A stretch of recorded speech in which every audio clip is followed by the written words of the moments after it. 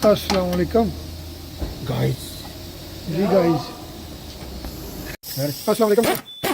guys आवाज़ आ रही थी चिमटियां दी ते ਅਸੀਂ ऊपर करने अभी और बाद में ਤੁਹਾਨੂੰ ਦੱਸਣੀ कितने फॉल्ट गड्डी है चंजान चाइना की ये जब रोड पे चलती है तो बड़ा अजीब जहा साउंड आता है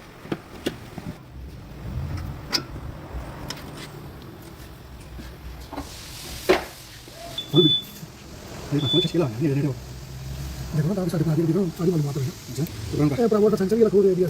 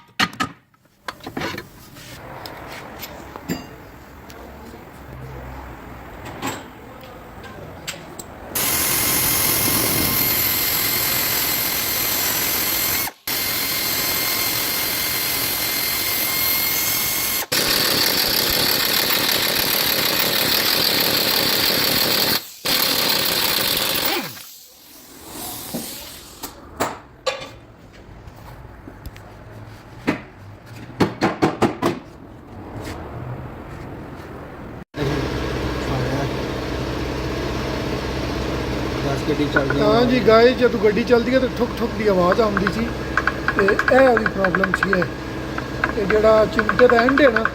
वो प्ले बहुत ज़्यादा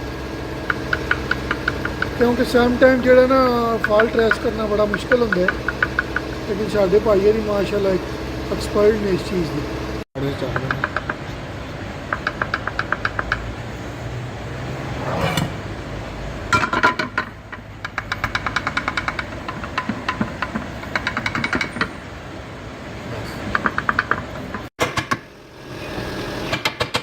जनाब असी चिमटे दिखा रहे हैं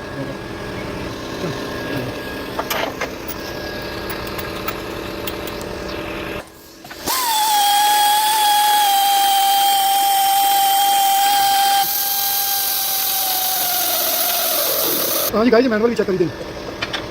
मैनुअल आज भी चेक कर जाता सम टाइम प्रेशर जो पूरा नहीं होता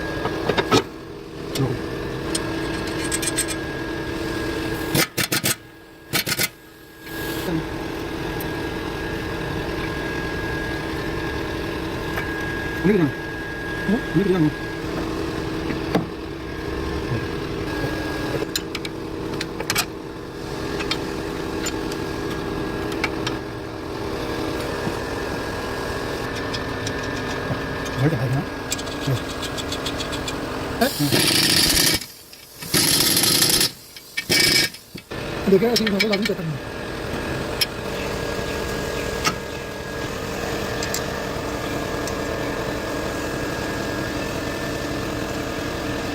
ये भी सेंसर है नहीं हमें जरूर लाएंगे